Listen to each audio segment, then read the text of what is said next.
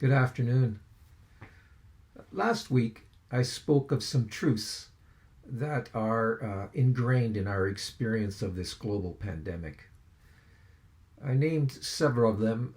The main ones were that we are systemically interrelated and that in many ways we're out of control. This week, I'd like to suggest that during this time in history, some behaviors are significantly heightened for us. Behavior called on to manage our pandemic days with greater attention to certain ways of acting, certain ways of thinking. We will not be the same people when we arrive back at what is being called some manner of normalcy. The behaviors called on during this time will change who we are from the inside out. The first of these kind of enhanced behaviors that I want to speak to is patience. Or as one with faith may say, waiting on God. Because we are out of control, we can do nothing else really but find ways to sit faithfully in expectation that life will return in some fullness, some perhaps relational fullness. Part of this waiting on God calls us to accept the current situation as life. This is it. This is what is. And we are who we are in this moment. We can scan the horizon every moment of every day, looking for something to come our way.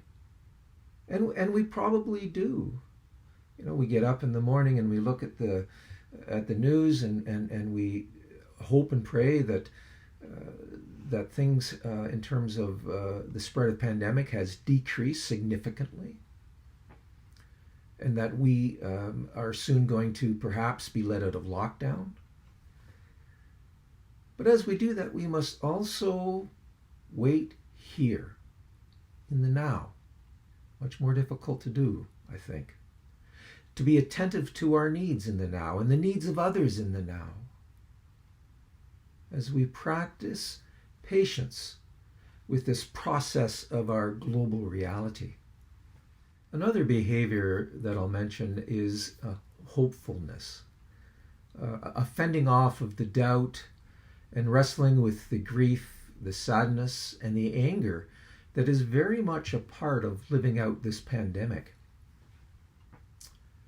As those with faith may ask, how do we stay connected to God who promises us a fullness of life? I suspect that we are being transformed through our struggles to find a new way of looking at God's blessings in our life, and new ways of understanding how God is calling us into faithful witness. My guess is that our personal and corporate theology of communion will be changed. Now, by communion, I mean the way that we relate to God and to one another. And I must trust that any changes here will be a good thing. However, I can see how some very tough feelings will need to be managed and healed. Not to mention how quite possibly trust in authority and our institutions will need some repair. We have all had to adjust our behavior to manage our situation. My experience is different than yours, and yours is different than even your neighbors or your children's. But I believe that one other behavior that we are all being called to achieve is staying connected to our healthy selves. This behavior calls us to attend to our basic needs, of course, and to do so with some manner of good choice. But there is also a kind of self-monitoring. It's our own ways, our own methods of managing the clouds, our own methods of staying in and finding the sunshine in our lives, staying in its warmth.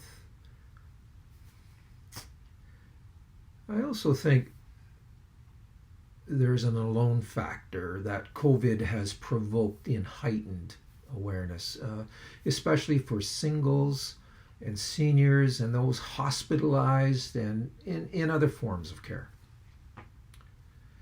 In all of this, to cope, to seek healthy selves, we must adjust. And I believe that these adjustments are what may perhaps be the things that stay around the most long after the pandemic has settled down and we're once again open to wander about in various relational activities. These self-care behaviors, in my experience, become ingrained.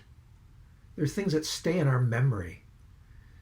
And we can become, either withdrawn and depressed, or we can become more alive, excited, and interested in our lives.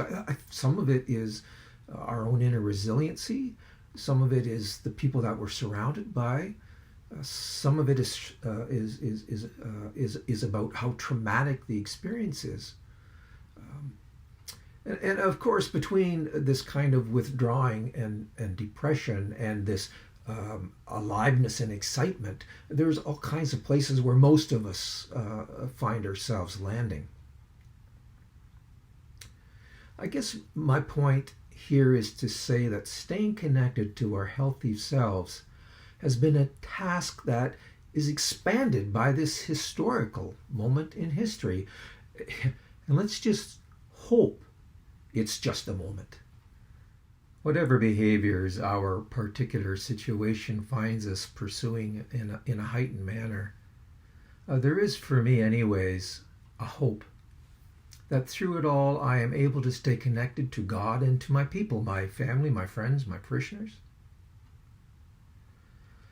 At times, the lack of relational activity, except perhaps by Zoom, can be overwhelming.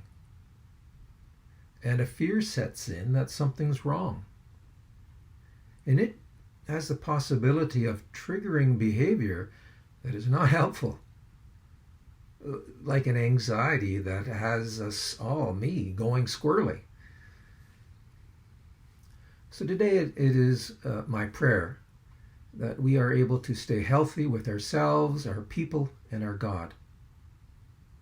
So my brothers and sisters, may the peace of Christ that passes all understanding bless you and keep you this day and always. Thank you for joining me this afternoon.